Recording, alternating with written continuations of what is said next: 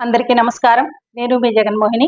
Telugu సౌరభాలు channel ద్వారా శతక వైభవం శీర్షికతో సుమతి శతకం 6వ విభాగానికి అందరికీ స్వాగతం పలుకుతూ, తల్లిదండ్రులందరికీ ఎప్పుడూ చెప్పేదే విన్నపం ఏమిటంటే, శతక పద్యాలు పిల్లలందరికీ చక్కగా నేర్పించండి.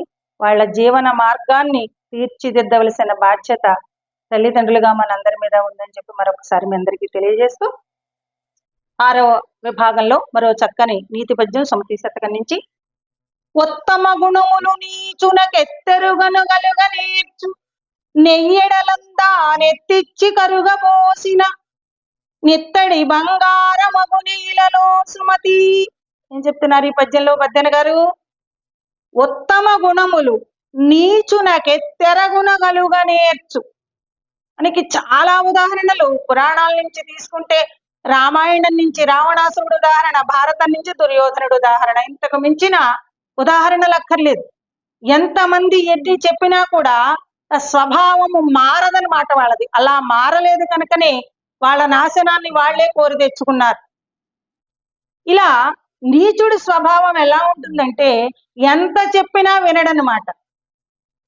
వాడికి ఉత్తమ గుణాలు మనం కూర్చోబెట్టి ఎంత బాధ చేసినా మళ్ళీ మామూలే.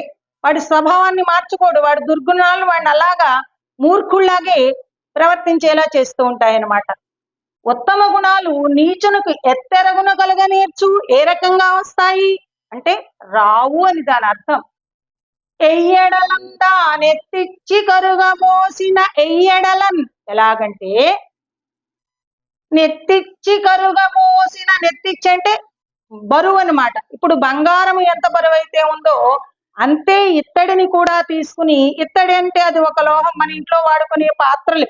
ఒకప్పుడైతే బాగా ప్రతి ఇంట్లోనూ ఎక్కువగా వాడుకునే వాళ్ళం ఇత్తడి పాత్రలు. ఇప్పటికీ కూడా అందరి ఇళ్లలోనూ ఉన్నాయి, వాడినా వాడకపోయినా పాత సామగ్రిగా ఉన్నాయి. అటువంటి ఇత్తడిని తీసుకుని బంగారము ఎంతైతే ఉందో అంత బంగారముతో సమానంగా బంగారం కరిగించేటటువంటి మూసలో పోసి, దీన్ని కరిగించినా కూడా ఇత్తడి బంగారమగునే. కరిగిపోయిన తర్వాత ఆ ఇత్తడి బంగారంగా మారుతుందా అంటే మారదు.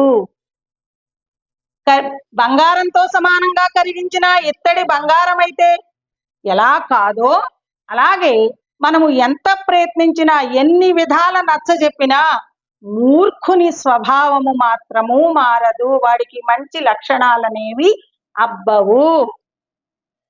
ఒకవేళ మనం ప్రయత్నించి మార్చి మార్చి అమ్మయ్య వీడు మారాడరా అనుకున్నా, మళ్ళీ ఏదో పరిస్థితుల్లో వాడిలో ఉండేటటువంటి ఆ నీచపు స్వభావము బయటపడుతూనే ఉంటుంది. అలాంటి వాళ్ళ విషయంలో మెలిగేటప్పుడు మనము చాలా జాగ్రత్తగా వ్యవహరించాలి అని సుమతి శతకకారుడైనటువంటి బద్దెన గారు మనందరికీ తెలియజేస్తున్నారు. విన్నందుకు మీ అందరికీ ధన్యవాదాలు. ఈ వీడియో కనుక మీకు నచ్చినట్లయితే లైక్ చేయండి, షేర్ చేయండి, సబ్స్క్రైబ్ చేయండి.